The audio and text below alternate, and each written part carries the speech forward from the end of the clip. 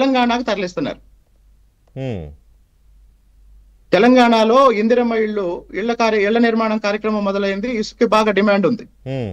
అవును, కాబట్టి మీ నియోజకవర్గంలో ప్రభుత్వ నిబంధనల మేరకే ఉచిత ఇసుక ఫ్రీ శాండ్ ఉంది కదా, ఫ్రీ పాలసీ, అది ఆ ప్రకారమే నడుస్తుందా? క్వారీలు, మైనింగ్ మాఫియా, ఇసుక మాఫియా ఏం లేవా? మా నియోజకవర్గంలో ఇసుక మాఫియా అంటే మాకు ఇసుక ఉండదు, ఇసుక రీచ్లు ఏమి లేవండి మాకు. వీళ్ళు ఎంపీ గారి మనుషులు, వాళ్ళు కృష్ణానది నుంచి అంటే మా పక్కనున్న మైలవరం నియోజకవర్గం, ఆ మైలవరం నియోజకవర్గం దగ్గర ఉన్న రీచ్ల దగ్గర నుంచి, నందిగామ నియోజకవర్గంలో ఉన్న రీచ్ల దగ్గర నుంచి తెలంగాణకు తరలించడానికి మా తిరువూరు నియోజకవర్గం మీదుగా వాడతారు. సరే, ఇంకొక విషయం, మీరు పార్టీ కేశినేని చిన్నికి 5 కోట్లు అడిగాడు, ఇచ్చాను అని మీరు స్క్రీన్ షాట్లు పెట్టి సోషల్ మీడియాలో అది ఫుల్ వైరల్ అయిపోతున్నాయి కదా.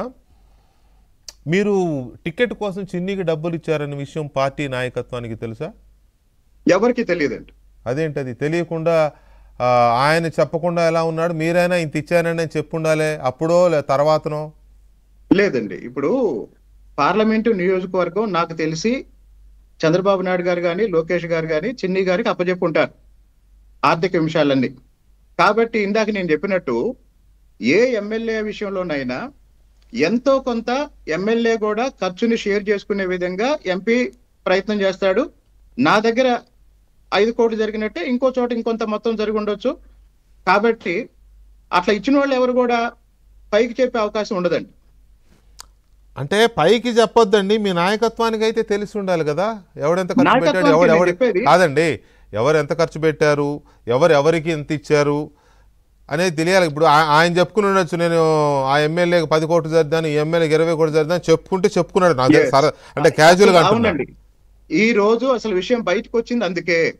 ఈ రోజు మా తిరువూరు నియోజకవర్గంలో నాకు సంబంధం లేకుండా పర్యటన పెట్టుకొని మా ఇంటి వెనకాల ఒక ప్రోగ్రాం పెట్టి ఉదయం డీజేని పెట్టి డీజే మా ఇంటి చుట్టూ తిప్పించి మమ్మల్ని రకరకాలుగా రెచ్చగొట్టి నా గురించి ఏం చెప్పాడంటే, ఆయనకి నేను 18 కోట్లు ఖర్చు పెట్టాను, ఆయన వేసుకున్న చొక్కా కూడా నాదే అని చెప్పాడంట. అందుకని నేను ఇవన్నీ బయట పెట్టాను. మీరు కోవర్ట్ అంట కదా, కోవర్ట్గా ఉన్నారని. మరి ఎవరికి కోవర్ట్ ఆయన చెప్పలేదులే, కానీ ఎవరికి, వైసీపీకా లేకపోతే వాళ్ళ అన్నయ్యకా లేకపోతే చంద్రబాబు నాయుడు గారికా మీరు కోవర్ట్? వెంకటకృష్ణ గారు, నేను పొలిటీషియన్ కాదు, కానీ రాష్ట్ర రాజకీయాలకు సంబంధించి జగన్మోహన్ రెడ్డి ముఖ్యమంత్రి అయిన తర్వాత జగన్మోహన్ రెడ్డి తీసుకున్న ఒక్క నిర్ణయం కారణంగా నేను బయటకు వచ్చి పనిచేశాను.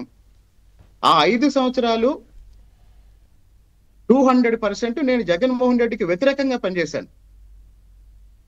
మరి నేను అంటే ఈ రోజు తన గురించి నేను మాట్లాడుతున్నప్పుడు నాకు వ్యతిరేకంగా ఏం మాట్లాడాలో అర్థం కాక, నేను జగన్ కోవట్టు అంటే జగన్ కోవట్టుకి చంద్రబాబు నాయుడు గారు ఎమ్మెల్యే టికెట్ ఎందుకు ఇస్తారండి? జగన్ కోవట్టు జగన్ పరిపాలనలో ఎన్నో కేసులు ఎలా పెట్టించుకుంటారు? సిఐడి వాళ్ళు నా ఇంటి మీద ఎందుకు రైడ్ చేస్తారు అర్ధరాత్రి? నేను జగన్ కోవట్టునైతే నేను అన్ని ఇబ్బందులు ఎందుకు పడతాను?